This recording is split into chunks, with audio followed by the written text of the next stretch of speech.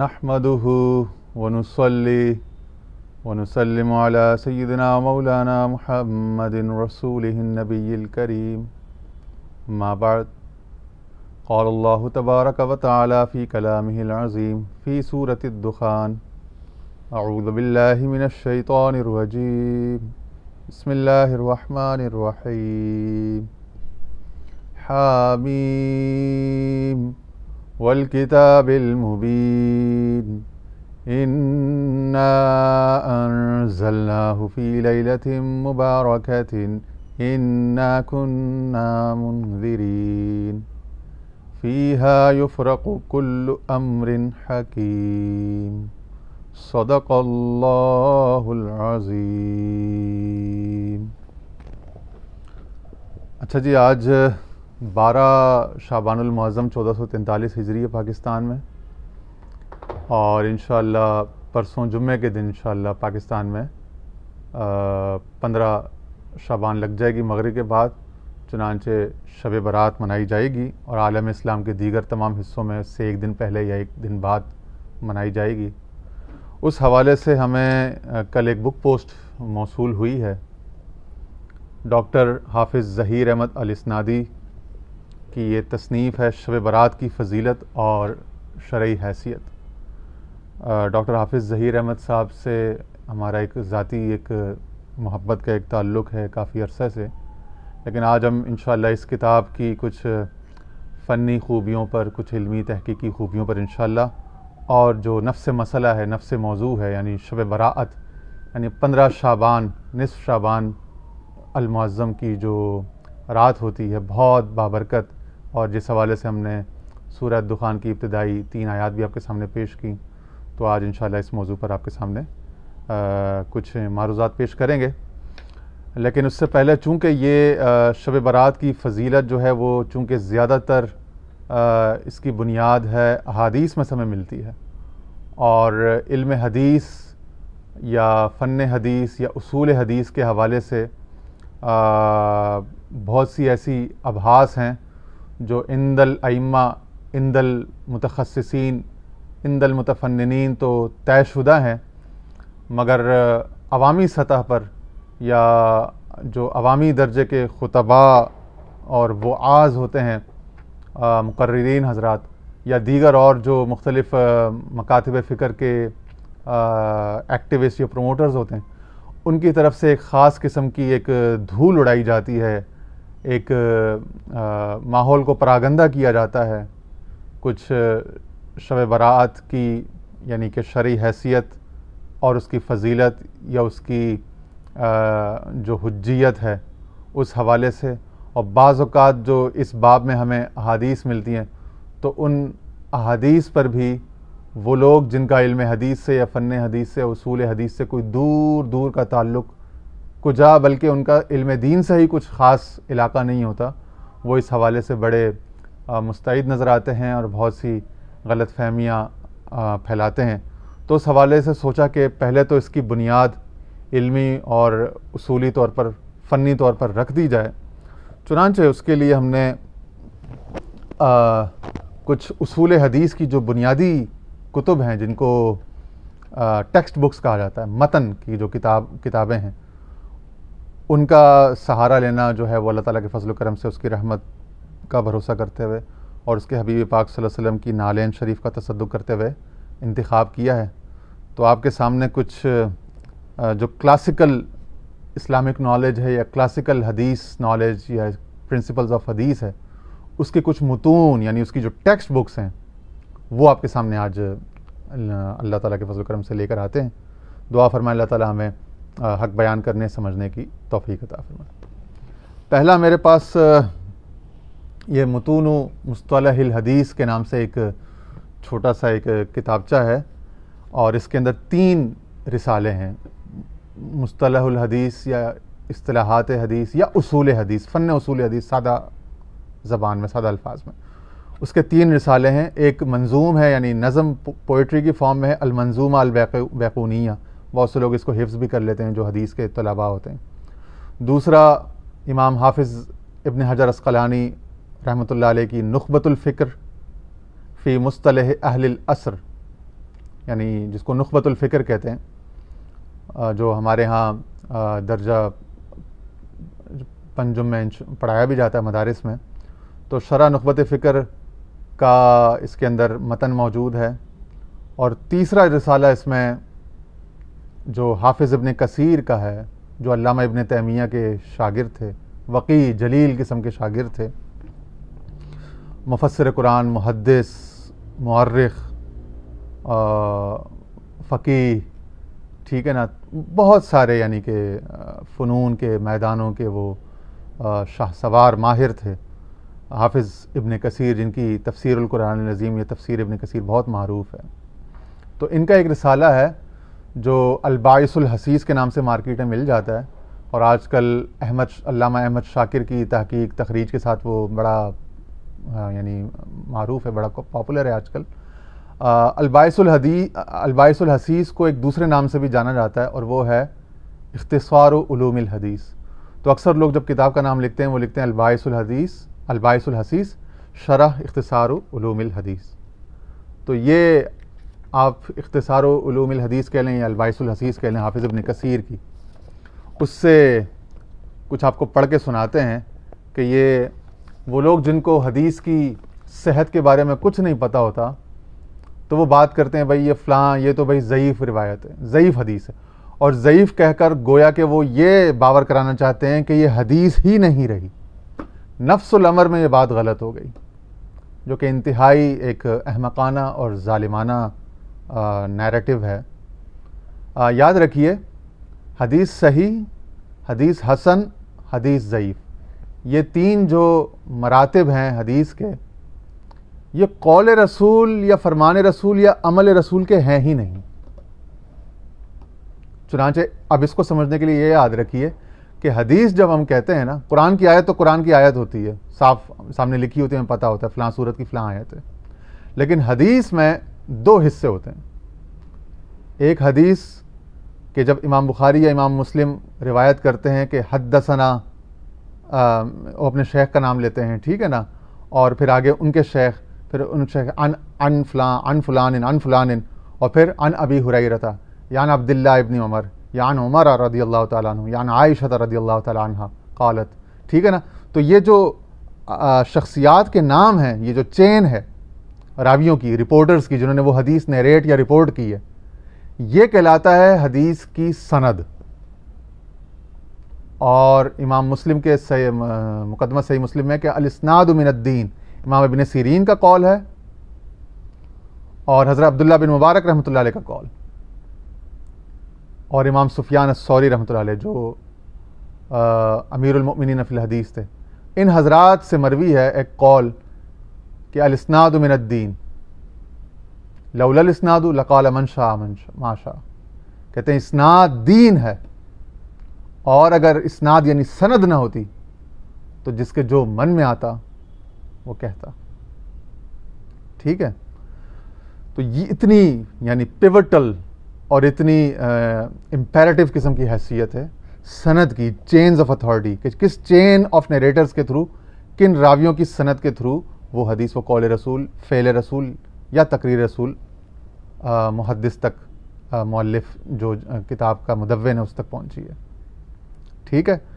اور دوسرا حصہ وہ ایکچول نفس مضمون ہوتا ہے، یعنی حدیث جو رسول اللہ صلی اللہ علیہ وسلم کے زبان مبارک سے ارشاد ہوا، کوئی قول یا رسول اللہ صلی اللہ علیہ وسلم نے کوئی عمل فرمایا، یا آپ صلی اللہ علیہ وسلم کے سامنے کوئی عمل ہوا اور آپ صلی اللہ علیہ وسلم خاموش رہے، گویا کہ آپ نے اس عمل کی توثیق اور تقریر فرمائی، اس کو برقرار فرمایا. تو یہ اس لحاظ سے یہ تقریری حدیث ہو گئی. اگر آپ نے کوئی عمل کیا تو وہ عملی حدیث ہو گئی، اور جو آپ نے قول ارشاد فرمایا وہ حدیث قولی ہو گئی. تو حدیث کیا ہے؟ قول رسول، فعل رسول اور تقریر رسول.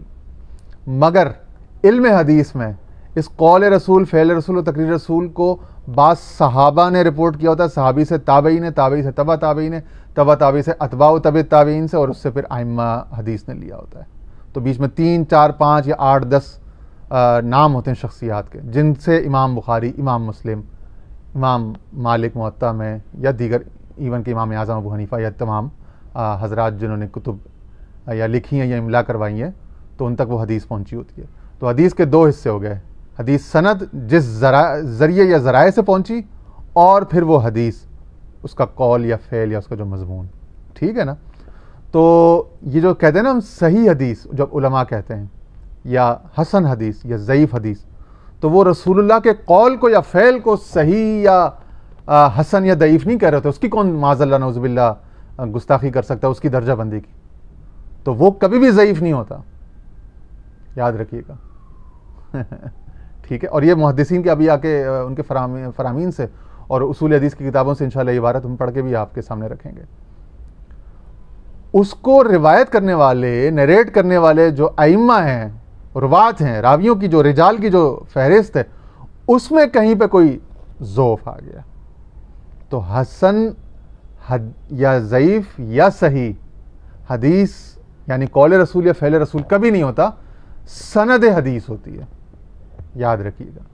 ٹھیک ہے؟ اور دوسری یہ بات کہ ضعیف اگر سند بھی ہے تو وہ ایسا ہی جیسے ایک آدمی بیمار ہے، کمزور ہو گیا، ٹھیک ہے، اس میں کوئی سقم آ گیا، کوئی بیماری آ گئی، نزلہ زکام پہنچان پیراسٹامول، اپنا نزلہ زکام کھانسی بخار یا کوئی ایسی، تو اس کو کیا ہم خدا نخواستہ گھر سے اٹھا کے پھینک دیتے ہیں؟ نہیں، اس کا علاج کرتے ہیں. تو سند حدیث میں اگر کوئی ضعف ہے، کوئی سقم ہے، تو اس کے لیے توابع، شواہد، دیگر سندات، دیگر روات کی جانچ پڑتال کی جاتی ہے. وہاں سے اگر توابع یا شواہد مل جائیں تو یہ حدیث اپنے متابعات کے سبب درجہ صحت پاتے پاتے حسن اور بعض اوقات حسن سے بڑھ کر صحیح تک بھی پہنچ جاتی ہے. چنانچہ حافظ ابن کثیر فرماتے ہیں اختصار علوم الحدیث میں، شروع میں تو ایک مقدمہ ہے اور مقدمہ کے بعد فرماتے ہیں النوع الاول ذکر تعداد انواع الحدیث. حدیث کی جو انواع ہیں یعنی types and forms and kinds ہیں، اس کا تذکرہ چل رہا ہے. فرماتے ہیں النوع الاول، پہلا جو نوع ہے حدیث کی، وہ فرماتے ہیں الصحیح، وہ ہے صحیح حدیث. تقسیم الحدیث الی انواعہ صحتا و ضعفا، حدیث کی تقسیم اس کی انواع کے نسبت سے ازروع صحت اور ازروع ضعف کے، کہ اس کی صحت کیسی ہے، یعنی درجہ صحت میں کہاں ہے، صحیح ہے یا حسن ہے یا ضعیف ہے. قال اعلم علمک اللہ و ایایا ان الحدیث عند اہلہ ینقسم الی صحیح و حسن و ضعیف. فرماتے ہیں جان لے اللہ تجھے بھی علم عطا فرمائے، ہمیں بھی عطا فرمائے. یاد رکھ کہ حدیث جو ہے علماء حدیث یا ماہرین ائمہ حدیث کے نزدیک تقسیم کی جاتی ہے صحیح میں، حسن میں اور ضعیف میں. تو پتہ چلا کہ صحیح بھی حدیث ہے، حسن بھی حدیث ہے، ضعیف بھی حدیث ہے. دوبارہ سن لیں. اعلم علمک اللہ و ایایا ان الحدیث عند اہلہ ینقسم الی صحیح و حسن و ضعیف.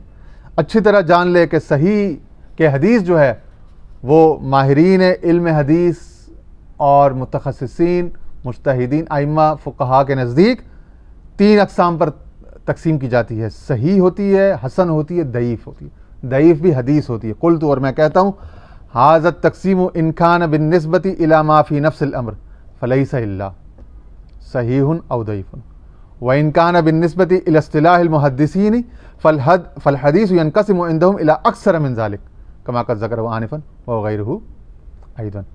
کہہ رہے ہیں یاد رکھنا کہ یہ جو تقسیم ہے نا صحیح اور حسن اور ضعیف، قول رسول و فعل رسول تو ہمیشہ صحیح ہوتا ہے. فرمایا کہ یہ صحیح اور ضعیف جو ہے نا، یہ نفس الامر میں حدیث کے اوپر یہ حکم نہیں لگتا کہ حدیث خدا نخواستہ صحیح یا ضعیف ہے، وہ تو ہمیشہ ہی صحیح کی. یہ تو ایک محدثین کی اصطلاح ہے جو انہوں نے سمجھنے سمجھانے کے لیے، اس کی سند کی درجہ بندی کے لیے، تاکہ اس میں سے کسی فقہی حکم کی شدت میں وہ قیام کیا جا سکے، تو اس حوالے سے یہ تقسیم کی ہے. عام آدمی کے لیے تو ہر حدیث ہی حدیث ہے، صحیح ہے. ٹھیک ہے جی. اسی طرح نخبۃ الفکر جو پیچھے ایک رسالہ ہے، اس میں فَإِنْ خَفَّ الضَّبْطُ فَالْحَسَنُ لِذَاتِهِ. اب وہ کچھ شرائط ہیں، ضبط ہے، عدالت ہے، اور مختلف جو 5 شرائط ہیں حدیث کی صحیح ہونے کی. کہہ رہے ہیں اگر ضبط میں کچھ کمی ہو فالحسن لذاتہ، تو وہ حدیث اپنے آپ میں حسن کہلائے گی. پھر یہ صحیح لذاتہ ہی، صحیح لغیرہ ہی ہوتی ہے، حسن لذاتہ ہی، حسن لغیرہ ہی ہوتی ہے. ٹھیک ہے نا. تو کہتے ہیں وہ بکثرت الطرق یصح، مگر کہتے ہیں اگر حدیث حسن ہے، مگر حسن لذاتی ہی یعنی اونچے درجے کی حسن ہے، اور اس کی سپورٹ میں، اس کی تائید میں مزید طرق آ جائیں، یعنی اگر حضرت ابو ہریرہ رضی اللہ عنہ سے ایک chain of narrators, chain of reporters کے تھرو ایک حدیث آئی ہے، اس میں کہیں ضعف ہے، کسی راوی کا کوئی معاملہ کردار میں کوئی گوشہ کمزور تھا، ٹھیک ہے، تو وہ اگر حدیث، اگر اس کی مطابعت میں کوئی حدیث ہمیں حضرت عائشہ سے، حضرت عبداللہ بن عمر سے، حضرت عبداللہ بن عباس سے، کسی اور صحابی سے مل جائے، حضرت انس بن مالک سے، حضرت جابر سے، ٹھیک ہے نا، تو وہ حدیث کو جب توابع مل جائیں گے، شواہد مل جائیں گے، تو فرمایا وَبِكَثْرَةِ الطُّرُقِ يَصِحُّ، تو وہ تو صحیح ہو جاتی ہے، درجہ صحت پر پہنچ جاتی ہے۔ اور بیان ہی اسی طرح اگر ایک حدیث ضعیف ہے، یعنی کہ حدیث کی سند ضعیف ہے، سند میں ضعف ہے، تو اگر ایک دوسری اس کو سند یا طرق مل جائے، طریق مل جائے، تیسرے صحابی یا تیسرے تابعی کا طریق مل جائے، چوتھے کا مل جائے، تو جب جیسے جیسے طرق اس کو ملتے جائیں گے، سندات دیگر سے وہ حدیث، وہی متن ہمیں ملتا جائے گا، ویسے ویسے وہ درجہ صحت کا پاتی جائے گی اور ضعف کم ہوتا جائے گا، پھر وہ حسن ہو جائے گی۔ پہلے حسن لغیر ہی ہو جائے گی، پھر حسن لذاتی ہی، اور حسن لذاتی ہی کو مزید اگر توابع شواہد مل جائیں تو وہ پھر درجہ صحت کو یعنی صحیح حدیث تک پہنچ جاتی ہے۔ 7ویں صدی ہجری کے امام ابو عمرو عثمان بن عبد الرحمن الشہرزوری، جن کا مقدمہ ابن الصلاح فی علوم الحدیث بہت مشہور ہے، اب وہ فرماتے ہیں ان کی بھی، ہاں، پہلا باب النوع الاول من انواع علوم الحدیث معرفت الصحیح من الحدیث، فرماتے اعلم علمک اللہ وإیاک ان الحدیث عند اہلہ ينقسم الى صحیح و حسن و ضعیف، جان لے اچھی طرح کہ حدیث جو ہے علماء حدیث کے نزدیک، محدثین کے نزدیک، ائمہ حدیث کے نزدیک صحیح ہوگی، حسن ہوگی یا ضعیف ہوگی۔ اور آگے ایک جگہ فرماتے ہیں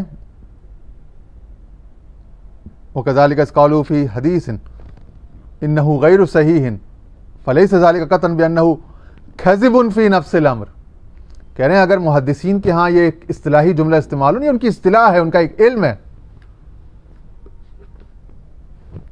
وہ کہتے ہیں کہ بھئی یہ صحیح نہیں ہے، غیر صحیح ہے یہ حدیث، اس کہتے ہیں فَلَيْسَ ذَلِكَ قَطْعًا بِأَنَّهُ كَذِبٌ فِي نَفْسِ الْأَمْرِ، اس کا معنی یہ نہیں کہ خدا نخواستہ وہ حدیث ہی جھوٹ من گھڑت یا اپنا موضوع ہے، اس قد یکون صدقا فی نفس الامر، کہتے ہیں بلکہ ہو سکتا ہے کہ نفس امر میں یعنی اپنے ہونے میں، اپنے حقیقت میں وہ فی نفس ہی فی الواقع وہ سچ ہو، حضور علیہ السلام نے واقعی وہ بات کہی ہوگی یا آپ سے وہ فعل صادر ہوا ہوگا، وانما المراد به انه لم يصح اسناد ولا الشرط المذکور واللہ اعلم، کہہ رہے ہیں بلکہ اس سے مراد صرف یہ ہے کہ یہ جو محدثین کی جو کڑی شرائط ہیں صحت حدیث کی، ان پر اس کی سند پوری طرح اتر نہیں سکی، صرف یہ معنی ہوگا۔ 2 حوالے ہو گئے، پھر اس کے بعد نخبۃ الفکر جو حافظ ابن حجر اسقلانی کی، پھر انہوں نے خود اس پر نکت لکھے، یعنی اس کی ایک شرح کی، نزہۃ النظر شرح النخبہ کے نام سے، اس میں یہ فرماتے ہیں وَبِكَثْرَةِ طُرُقِهِ يُصَحَّحُ، کہہ رہے ہیں حدیث اگر ضعیف ہوگی یا حسن ہوگی تو بہت سارے اس کو طرق مل جائیں تو اس کی تصحیح ہو جائے گی، وہ صحیح حدیث تک پہنچ جائے گی۔ ٹھیک ہے جی، اسی طرح آگے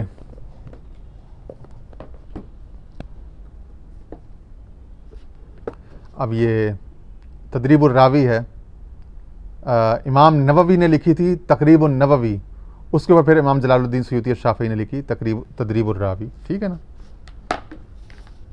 فرماتے ہیں الحدیث صحیح و حسن و ضعیف، اب یہ معمولی بھی کوئی عربی نحو عربی گرامر جانتا ہو، مبتدا خبر ہے، الحدیث مبتدا، اس کی 3 خبریں آ رہی ہیں، صحیح و حسن و ضعیف، میں حدیث پوچھتے کیا حدیث کیا ہے؟ صحیح ہوتی ہے، حسن ہوتی ہے، ضعیف ہوتی ہے، صحیح بھی حدیث ہے، حسن بھی حدیث ہے، ضعیف بھی حدیث ہے، ٹھیک ہے جی۔ اور وہ جو بات ہو رہی تھی وَإِذَا قِيلَ صَحِيحٌ فَهَذَا مَعْنَاهُ لَا أَنَّهُ مَكْتُوبٌ بِهِ وَإِذَا قِيلَ غَيْرُ صَحِيحٍ فَمَعْنَاهُ لَمْ يَصِحْ إِسْنَادُهُ وَالْمُخْتَارُ أَنَّهُ لَا يُجْزَمُ فِي إِسْنَادِهِ أَنَّهُ أَصَحُّ الْأَسَانِيدِ مُطْلَقًا. وہی بات کہ اگر یہ کہا جائے کہ یہ حدیث صحیح نہیں ہے، اگر محدثین کے ہاں یہ کہا جائے یا غیر صحیح ہے یا ضعیف ہے، تو اس سے مراد صرف اتنی ہوتی ہے کہ اس کی اسناد جو ہے وہ درجہ صحت کو نہیں پہنچی، نفس الامر میں وہ یقیناً صحیح ہوگی. ٹھیک ہے، اب ہم آ جاتے ہیں سنن ترمذی کی طرف. یعنی کہ آج سیاستہ سے آپ کے سامنے انشاءاللہ بنیاد رکھیں گے. پہلے تو ہم نے ایک اصولی بات کہہ دی کہ ضعیف حدیث سے کبھی بھی ڈرنا گھبرانا نہیں ہے، اور جو ڈرائے پریشان کرے سمجھ لو کہ وہ علم سے نابلد ہے، نا واقف ہے، بے بہرا ہے. ٹھیک ہے جی، بسم اللہ الرحمن الرحیم.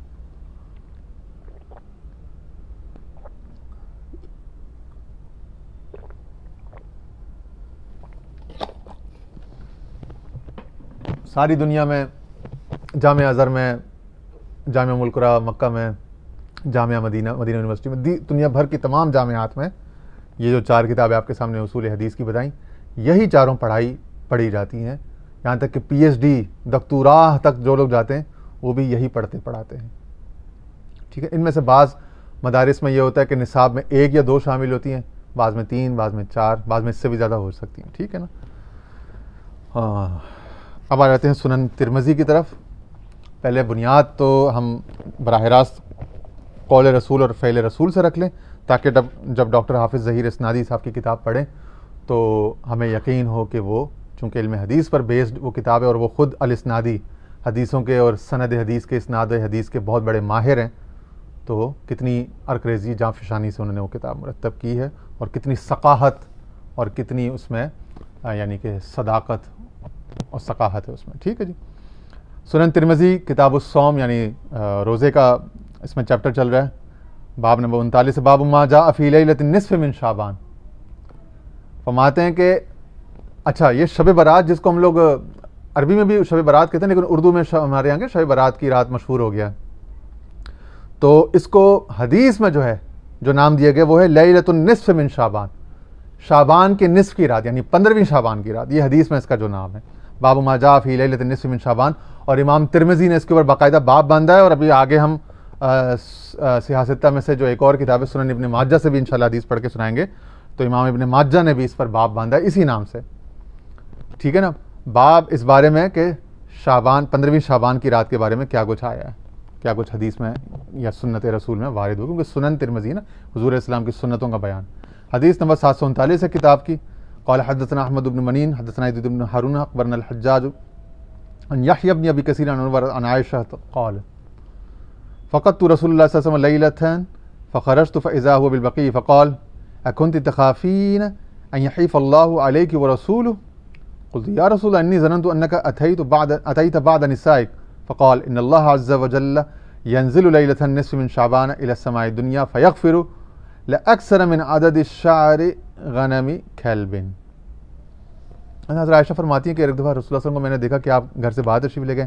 میں آپ کو جب ڈھونڈنے کے لیے گئی تو ایک دوسری حدیث میں اس کی تائید آتی ہے کہ آپ بقیع میں تھے، مزارات یا جو مقابر بقیع کے جو قبرستان ہیں وہاں تھے. بہرحال تو رسول اللہ صلی اللہ علیہ وسلم سے آپ صلی اللہ علیہ وسلم نے حضرت عائشہ صدیقہ رضی اللہ عنہا نے پوچھا، تو آپ صلی اللہ علیہ وسلم نے فرمایا کہ آج وہ رات ہے ان اللہ عز وجل، اور یہ 15 شعبان کی رات تھی، کہ بے شک اللہ تعالیٰ نصف شعبان یعنی 15 شعبان کی رات کو آسمان دنیا پر نزول جلال فرماتا ہے. یہ جیسے ایک حدیث میں پہلے ہم نے 101 حدیث قدسی سے اور کتاب شیخ اکبر کی جو کتاب الاسفار میں ہم نے وہ حدیثیں پڑھ کے سنائی تھی نا، کہ جس میں حضور اللہ تعالیٰ فرماتے ہیں حدیث قدسی ہے کہ میں رات کے آخری جو تہائی آخری پہر میں آسمان دنیا پر نزول جلال فرما کر پوچھتا ہوں کوئی ہے مجھ سے مانگنے والا. یہ تو ہر رات کا جو آخری بالکل جو یعنی فجر کے قریب کا جو آخری جو 1.5-2 گھنٹہ 2.5 گھنٹہ ہوتا ہے وہ رات کا آخری پہر ہوتا ہے، یا 3 گھنٹے بھی ہو سکتے ہیں اگر رات طویل 9-10 گھنٹے کی ہے. لیکن یہاں جو نصف شعبان کی رات ہے اس کی خصوصیت خاصیت کیا شب برات کی؟ فرمایا کہ اللہ تعالیٰ 15 شعبان کی رات کو آسمان دنیا پر تشریف لے آتے ہیں، اور دوسری حدیث سے اس کی تائید ہو جائے گی کہ مغرب کے بعد سے ہی تشریف لے آتے ہیں اپنی شان کے لائق، اپنی رحمت کے ساتھ، اپنی مغفرت کے ساتھ. اور پھر فیغفر لأکثر من عدد الشعر غنم قلب، پھر معاف فرما دیتے ہیں بنی کلب کی بکریاں جو ہوتی تھیں اس زمانے میں قبیلے کی، وہ بہت گھنے بالوں، بہت گھنے بال ہوتے تھے، تو کہتے ہیں ان کے جو بال ہیں نا بنی کلب کی بکریوں کے جو جتنے بال ہیں اس سے بھی زیادہ تعداد میں اللہ تعالیٰ لوگوں کو معاف فرما دیتے ہیں. ٹھیک ہے نا. یہی حدیث 1389 یعنی 1389 پر سنن ابن ماجہ میں مل جائے گی، وہاں سے بھی ہم اس کو ایک دفعہ پڑھ لیتے ہیں. یہاں پہ کتاب اقامت الصلاۃ، نماز قائم کرنے کے باب میں وہاں ابن ماجہ لے کر آئے ہیں. حدیث نمبر 1388 ہے. قال حدثنا الحسن بن علی العین الخلال حدثنا عبد الرزاق انبأنا ابن ابی صبرۃ عن ابراہیم بن محمد عن معاویہ بن عبد اللہ بن جعفر عن نبی عن علی بن ابی طالب قال قال رسول اللہ صلی اللہ علیہ وسلم اذا كانت ليلة النصف من شعبان فقوموا ليلها وصوموا يومها فإن الله ينزل فيها لغروب الشمس إلى سماء الدنيا فيقول ألا من مستغفر فأغفر له ألا مسترزق فأرزقه ألا مبتلا فأعافيه ألا كذا حتى يطلع الفجر. ٹھیک ہے نا. اب یہ فرما رہے ہیں کہ حضرت جعفر نے اپنے والد انہوں نے حضرت علی بن ابی طالب سے رضی اللہ عنہ سے حضرت علی سے مروی حدیث آگے کہ رسول اللہ صلی اللہ علیہ وسلم نے فرمایا کہ جب اذا كانت ليلة النصف من شعبان، کہ جب شعبان کی 15ویں شب یعنی شب برات آ جائے، فقوموا لیلہا تو اس کی رات میں قیام کرو، وصوموا یومہا اور اس دن میں 15ویں شعبان کا روزہ رکھو. فإن اللہ ينظر فيها لغروب الشمس إلى سماء الدنيا فيقول کہ اللہ تعالیٰ اس رات میں مغرب کے بعد سے ہی آسمان دنیا پر نزول فرماتے ہیں اور پھر پوچھتے ہیں، پھر فرماتے ہیں کیا کوئی ہے مجھ سے مغفرت طلب کرنے والا، میں اس کو معاف کر دوں. کیا کوئی ہے مجھ سے رزق طلب کرنے والا، میں اس کو رزق دے دوں. کوئی ہے مجھ سے بلا میں، ابتلا میں، آزمائش میں، پریشانیوں کا شکار، تو میں اس کو عافیت عطا کروں. اللہ کا کوئی ہے ایسا، کوئی فلان حاجت والا، کوئی فلان مصیبت والا، کوئی فلانا ضرورت والا، حتیٰ یطلع الفجر، یہاں تک کہ فجر آ جاتی ہے. تو اس رات میں یہ تمام چیزوں کا اللہ تعالیٰ اپنے فضل و کرم سے، اپنی رحمت سے پوچھتا ہے کہ کس کو کیا خیر چاہیے، کس کو رزق چاہیے، کس کو مغفرت چاہیے، کس کو بلاؤں، مصیبتوں، پریشانیوں سے، بیماریوں سے عافیت چاہیے، کس کو اور کیا کیا کچھ، جس کو جو مسئلہ ہے وہ اپنا رب تعالیٰ کی بارگاہ میں اس رات کو رکھ دے اور اللہ تعالیٰ کرم فرما دیں گے. مغرب سے لے کر فجر تک کا یہ معاملہ ہے. اس کے بعد اگلی حدیث نمبر 1389 1389 عائشہ قالت فقدت النبی صلی اللہ علیہ وسلم ذات لیل فخرجت اطلبه فاذا هو بالبقیع. جی ہاں، جیسے وہ جو گزشتہ حدیث تھی اپنا سنن ترمذی کی، اس کی تائید آ رہی ہے. ٹھیک ہے. تو کہ حضور صلی اللہ علیہ وسلم بقیع کے قبرستان میں تھے، رافع رأسہ، اس حال میں کہ آپ نے سر اٹھایا ہوا تھا آسمان کی طرف، الی السماء، فقال یا عائشہ اکنت تخافین ان یحیف اللہ علیہ ورسولہ، قال قد قلت وما بی ذلک ولکنی ظننت انک اتیت بعد نسائک، فقال ان اللہ تعالی ینزل لیلۃ النصف من شعبان الی السماء الدنیا فیغفر الاکثر من عدد الشہر غیر مقیم. وہی بات کہ اللہ تعالیٰ اس رات میں اتنے سارے لوگوں کی شب برات کی رات کو مغفرت فرماتے ہیں کہ جتنے بنی کلب کی جو بکریوں کے جو بال ہیں اس سے بھی زیادہ. اور پھر اگلی حدیث 1390 وہ بھی اسی کی اس میں ہے. عن ابی موسیٰ الاشعری رضی اللہ تعالیٰ عنہ عن رسول اللہ صلی اللہ علیہ وسلم قال ان اللہ لا یطلع فی لیلۃ النصف من شعبان فیغفر لجمیع خلق اللہ لمشرک او مشاہن، کہ اس رات میں اللہ تعالیٰ ہر جمیع مخلوق کی مغفرت فرماتے ہیں سوائے یہ کہ جو یعنی مشرک شرک کرنے والا اور مشاہن یعنی کہ جو کینہ پرور بغضی لوگ ہوتے ہیں، سوائے ان کے باقی سب کے اللہ تعالیٰ مغفرت فرما دیتے ہیں. اچھا، یہ لیلۃ النصف من شعبان. اب چونکہ یہ شعبان کے مہینے کے اندر یہ رات آتی ہے، تھوڑی سی ہم شعبان، ماہ شعبان کی فضیلت ہی پڑھ لیتے ہیں، اور وہ بھی صحیح بخاری سے. صحیح بخاری میں امام بخاری جو کہتے ہیں نا کہ اصح الکتب بعد کتاب الباری الجامع الصحیح للبخاری، وہ مانتے ہیں کہ اللہ کی کتاب قرآن کے بعد سب سے صحیح ترین جو روئے زمین پر کتاب ہے وہ امام بخاری کی صحیح بخاری. اس کی کتاب الصوم یعنی وہی روزے کی کتاب، اور اس میں باب الصوم شعبان، شعبان کے روزوں کے بارے میں حدیث نمبر 1969 ہے. عن عائشہ رضی اللہ عنہا قالت كان رسول اللہ صلی اللہ علیہ وسلم يصوم حتى نقول لا يفطر ويفطر حتى نقول لا يصوم فما رأيت رسول الله صلی اللہ علیہ وسلم استكمل صيام شهر الا رمضان وما رأيت اكثر صياما منه في شعبان. اور اسی طرح اگلی آیت بھی حضرت عائشہ سے، اگلی حدیث بھی 1970 بھی 19 ہے. لم يكن النبي صلی اللہ علیہ وسلم لا يصوم شهرا اكثر من شعبان فإنه كان يصوم شعبان كله. ٹھیک ہے نا، کہ فرماتے کہ ہم نے سب سے زیادہ حضور ہم کو اگر رمضان کے بعد اگر کسی اور مہینے میں روزے رکھتے ہوئے اور بکثرت یا پورے ہی مہینے کا روزہ رکھتے ہوئے دیکھا تو وہ شعبان کا مہینہ تھا. اور اسی کو امام مسلم صحیح مسلم میں فرماتے ہیں کہ باب الصیام النبی صلی اللہ علیہ وسلم فی غیر رمضان و استحباب اللہ یخلی شہرا عن صوم. یہ صحیح مسلم کی کتاب الصیام یعنی روزوں کا باب ہے, اس میں حدیث باب نمبر 34 ہے. باب رسول اللہ علیہ وسلم کے روزوں کے بارے میں جو رمضان کے علاوہ کسی اور مہینے میں جو وہ روزوں کا اہتمام فرماتے تھے, اور اس بات کی پسندیدگی کے بارے میں کہ کوئی بھی مہینہ انسان کو بالکل ہی یعنی روزہ سے خالی بالکل کوئی بھی مہینہ نہیں گزارنا, یعنی کوئی بھی جو سال کے 11 مہینے ہیں ان میں بھی کم از کم ایک ایک روزہ ہر مہینے میں رکھ لینا چاہیے. مانا یہ ٹھیک ہے نا. اچھا جی, اس میں وہی ہے استکمل الصیام شہر قط الا رمضان وما رأیت فی شہر اکثر من صیام فی شعبان. اور پھر اگلی حدیث بھی کہ قط اکثر من صیامہ من شعبان کان یصوم شعبان کلہ کان یصوم شعبان الا قلیلا. ٹھیک ہے نا. یہ ہو گئی جی صحیح مسلم سے بھی. یہ آگے کے حضور بطور خاص شعبان کے مہینے کا اکرام فرمایا کرتے اور اس مہینے میں روزے رکھا کرتے. اس کے بعد آ جاتے ہیں ہم نفس کتاب کے اوپر آ جاتے ہیں. یہ جو ایک اصول حدیث کا ایک مقدمہ, اور پھر اس کے بعد بنیاد رکھ دی ہم نے صحاح ستہ کی حدیثوں سے, جس میں شب برات یعنی 15ویں شعبان کی رات کی فضیلت اور پھر ماہ شعبان کی بالعموم فضیلت پر جب بات ہو گئی. اب ہم آ جاتے ہیں ڈاکٹر ظہیر احمد الاسنادی کی کتاب شب برات کی فضیلت. کھولتے ہی ساتھ اس میں ان کا محبت نامہ ملا. بسم اللہ الرحمن الرحیم. برادر مکرم فاضل جلیل حضرت علامہ ناصر الاسلام صاحب حفظہ اللہ کے لیے تحفہ بسط خلوص. احقر العباد حافظ ظہیر احمد الاسنادی 10 مارچ 2022. بڑی ذرا نوازی مہربانی جناب, اللہ تعالیٰ آپ کے. اور یہ اشاعت اول اس کتاب کی مئی 2015 میں ہوئی تھی, 1100 کتاب میں چھپی تھی اور چند ماہ کے اندر ختم ہو گئی. اشاعت دوم نکالنی پڑی 2016 میں 1100, اور میرے پاس اس وقت اس کا دوسرا ایڈیشن ہے. شروع میں اس میں کلمات تحسین ہیں شیخ الاسلام ڈاکٹر محمد طاہر القادری صاحب کے, جو ان کے استاد بھی ہیں اور یہ ان کے جو سب سے بڑے ریسرچ اسسٹنٹ ہیں ان کے حدیث کی کتاب لٹریچر میں.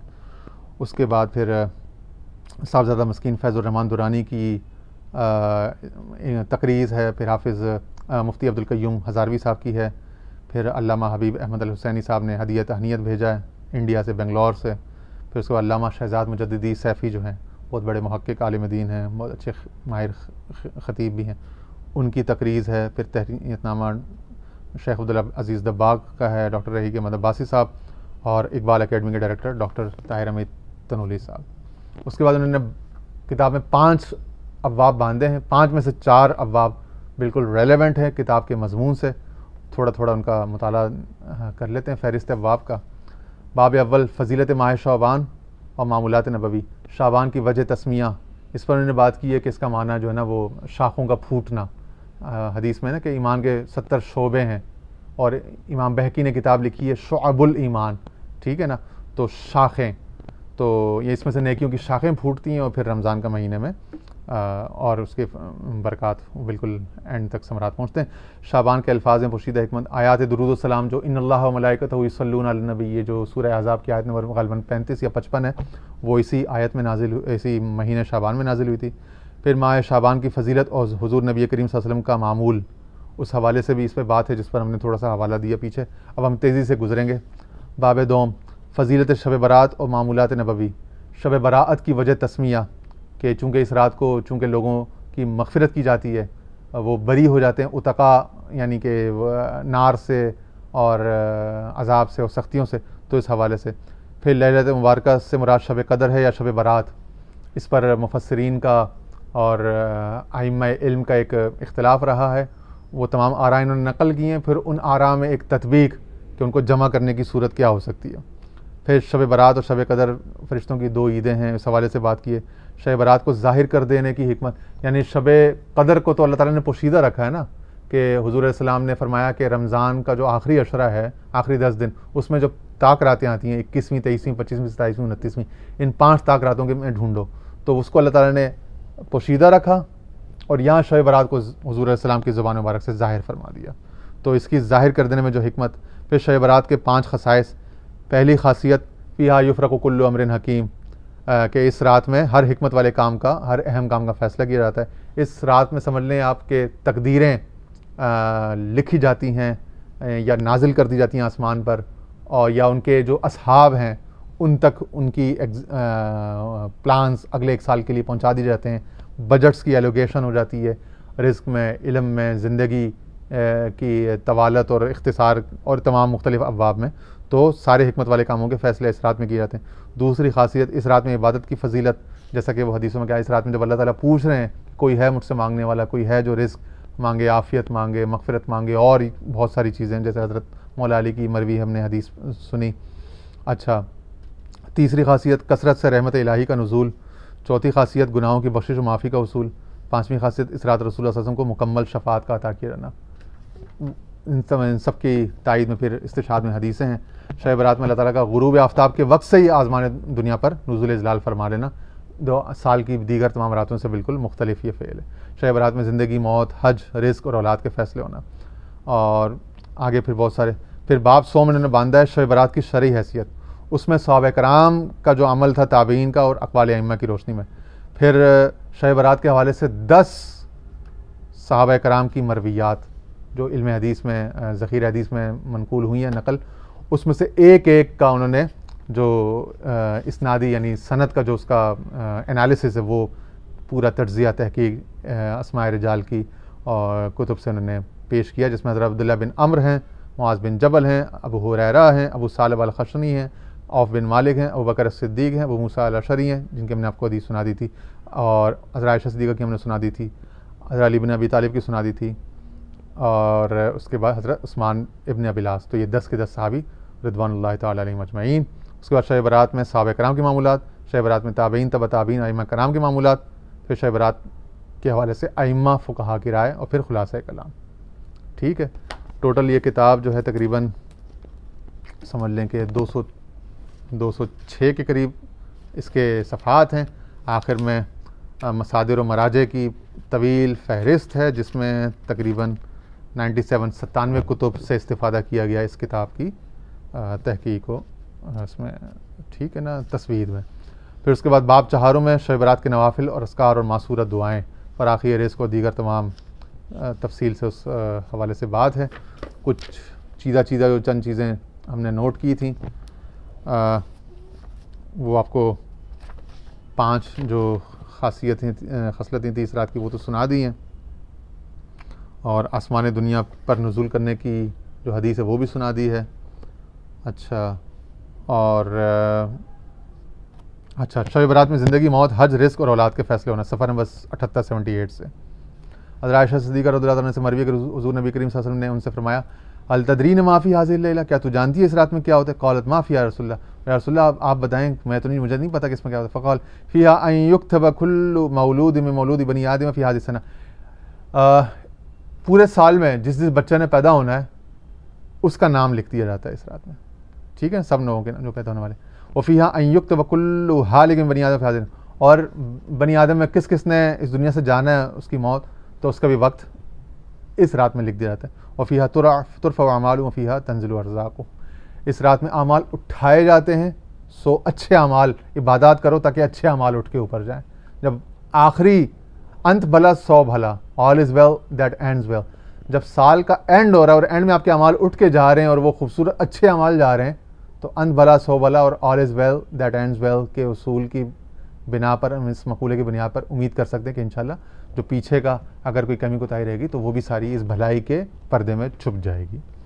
وفیہا تنزل ارزاقہم، اور اس رات میں جو ہے وہ رزق کشادگیاں نازل کی جاتی ہیں. سو اس رات میں کثرت سے رزق مانگو.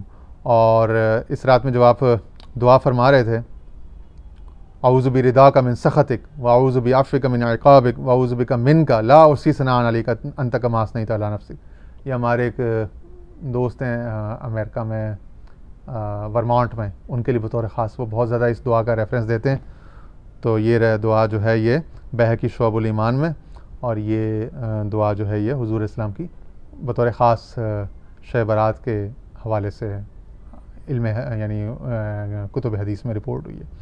انت کما اثنیت علی نفسک اقول کما قال اخی داود اغفر وجہی فی التراب لسیدی، نہیں آفرو، سوری، کہ میں سیاہ خاک آلود کرتا ہوں اپنا چہرہ اپنے مالک کے لیے.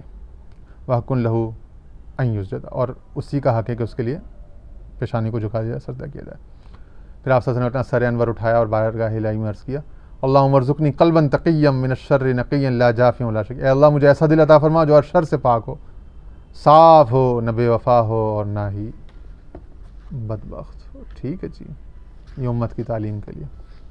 اسی طرح پھر یہ ایک اور کتاب میں اعوذ بعفوک من عقابک واعوذ برضاک من سخطک واعوذ بک منک، ان الفاظ پہ وہ بڑا زور دیتے ہیں ہمارے پروفیسر صاحب. اعوذ بک منک جل وجہک لا احصی ثناء علیک انت کما اثنیت علی نفسک. ٹھیک ہے نا. اس کے بعد پھر ابو امامہ باہلی رضی اللہ عنہ سے روایت ہے کہ رسول اللہ صلی اللہ علیہ وسلم نے ارشاد فرمایا خمس لیال لا ترد فیہن الدعوہ، 5 راتیں ایسی ہیں جس میں کسی دعا کرنے والے کی دعا رد نہیں کی جاتی. اول لیلۃ من رجب، رجب کی پہلی رات، ولیلۃ النصف من شعبان، 15 شعبان کی رات یعنی شب برات، لیلۃ الجمعہ یعنی ہر جمعے کی رات یعنی جمعرات و جمعے کی جو درمیانی شب جہاں بزرگان دین حلقہ ذکر یا محفل سماع قوالی اور یہ عرس وغیرہ کرتے ہیں. ولیلۃ الفطر چاند رات یعنی چھوٹی عید کی رات، ولیلۃ النحر عید الاضحیٰ کی رات یعنی 10 ذی الحجہ کی رات جو ہوتی ہے. ٹھیک ہے جی. اس کے بعد جی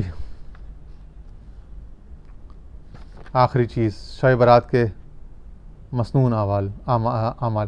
اس رات کو حضور نبی کریم صلی اللہ علیہ وسلم سے بالخصوص یہ دعائیں منقول ہیں سجد لک خیالی و سوادی و آمن بک فؤادی، اے اللہ میرے خیال اور باطن نے بھی تجھے سجدہ کیا، تجھ پر میرا دل ایمان لایا. فہذہ یدی وما جنیت بہا علی نفسی، یہ میرا ہاتھ ہے اور میں نے اس کے ذریعے اپنی جان پر ظلم نہیں کیا. یا عظیم یرجا لکل عظیم، اے عظیم ہر عظیم سے امید باندھی جاتی ہے. یا عظیم اغفر الذنب العظیم، اے عظیم بڑے گناہوں کو بخش دے. سجد وجہی الذی خلقہ شق سمعہ و بصرہ، اس ذات کو سجدہ کیا جس نے اس کی تخلیق کی اور اس کی سمع و بصر کی قوتوں کو جدا جدا بنا. پھر آگے وہ دعا اعوذ برضاک من سخطک واعوذ بک بعفوک من عقابک واعوذ بک منک لا احصی ثناء علیک انت کما اثنیت علی نفسک اقول کما قال اخی داود اعفر وجہی فی التراب لسیدی وحق لہ ان یسجد. پھر آگے وہی دعا اللہم ارزقنی قلبا تقیا من الشر نقیا لا جافیا ولا شقیا، جو ایسا کہ پہلا ذکر ہوا. اور پھر آخر میں اللہم انک عفو کریم تحب العفو فاعف عنی، اے اللہ تو بہت معاف کرنے والا اور کرم فرمانے والا ہے، عفو درگزر کو پسند کرتا ہے، بس مجھے بھی معاف کر دے. وہ لوگ جن کو عفو درگزر پسند ہو، اللہ تعالیٰ ایسے لوگوں کو بندوں کو پسند کرتا ہے. اور جن لوگوں کو عفو درگزر اپنے لیے پسند ہو وہ امت کے لیے عفو درگزر کی بشارتیں اور دروازے بند نہیں کرتے. شعبان کے آنے پر، شب برات کے آنے پر، دیگر مقدس راتوں کے آنے پر وہ قوم کو امت کو ڈراتے نہیں ہیں، پریشان نہیں کرتے ادھر ادھر کی باتوں سے بحثوں سے، بلکہ اگر امت امید لے رہی ہے، مغفرت کی طلب کر رہی ہے، نمازوں میں آ رہی ہے، ذکر اذکار میں، میلاد میں، محافل میں آ کے اللہ اور اس کے رسول کا ذکر کر رہی ہے، تو معافی مانگنے والے لوگ اور امت کا بھلا چاہنے والے لوگ ایسے رجحان کو دیکھ کر خوش ہوتے ہیں کہ اپنے بھائیوں کا اچھا حال دیکھ کر خوش ہونا یہ ایک اچھے مومن کی نشانی ہے. فرمایا حضور اسلام نے کہ تم میں سے کوئی اس وقت تک مومن نہیں ہو سکتا لا یؤمن احدم ان یحب لاخیہ ما یحب لنفسہ او کما قال علیہ الصلوۃ والسلام، لا یؤمن احدکم حتی یحب لاخیہ ما یحب لنفسہ، کہ تم میں سے کوئی شخص اس وقت تک مومن نہیں ہو سکتا جب تک وہ اپنے بھائی کے لیے وہی نہ چاہے، اتنا ہی بھلا، اتنا ہی خیر خواہی نہ رکھے جتنی وہ اپنے لیے رکھتا ہے. تو جب اپنے لیے مغفرت اور بخشش چاہتے ہو ہیں تو پھر دوسروں کے لیے بھی چاہو. ان کو کیوں پریشان کیا جاتا ہے، ان کے لیے کیوں مسائل کیے جاتے ہیں، کیوں ان کو غیر ضروری بحثوں میں اس میں خواہ پریشان خیالی کا شکار کیا. تو اللہ تعالی ہم سب کے احوال پر نظر رحمت فرمائے، ہم سب کو مغفرت، عفو درگزر عطا فرمائے، اور ہم سب کو آگے مخلوق پر بھی عفو درگزر کی، ان کے لیے کشادگی کرنے کی، ان کے لیے رحمت کرنے کی، ظرف کو شادہ رکھنے کی، سوچ ذہن فہم کو وسیع رکھنے کی توفیق عطا فرمائے. کہ حضور علیہ السلام نے فرمایا بشروا ویسروا ولا تنفروا، فرمایا خوشخبریاں دو، آسانیاں دو، متنفر نہ کرو، ڈراؤ نہیں. ٹھیک ہے جی. اللہ تعالی ہم سب پر اپنا رحم و کرم، فضل و کرم فرمائے، اور حضور نبی کریم صلی اللہ علیہ وسلم کی رحمت کے صدقے میں ہمارے حضرات خواجگان حضور خواجہ ابو الخیر پیر عبداللہ جان صاحب اور سجادہ نشین درباری علیہ مرشد آباد شریف حضور خواجہ ابوالجمال پیر بدر عالم جان صاحب کے درجات میں، ان کے حلقہ تاثیر میں، اثرات میں، برکات میں مزید اضافہ فرمائے۔ مرشد آباد شریف پشاور، استانہ خیریہ اسلام آباد، الکاف الخیریہ، دیگر تمام مراکز خیر کی جو ہے اللہ تعالیٰ برکتوں کو، فیوزات کو مزید دن دگنی رات چگنی ترقیاں برکتیں عطا فرمائے۔ ڈاکٹر ظہیر احمد الاسنادی صاحب کے والدین پر، بچوں پر، اساتذہ پر، اداروں پر، سب پر اللہ تعالیٰ خوب خوب نظر رحمت، فضل و کرم کی برسات نازل فرمائے، اور ہمیں آنے والی لیلۃ النصف من شعبان یعنی شب برات کی خوب خوب برکتیں، رحمتیں، نعمتیں، سعادتیں لوٹنے کی، سمیٹنے کی توفیق عطا فرمائے۔ وآخر دعوانا ان الحمد للہ رب العالمین۔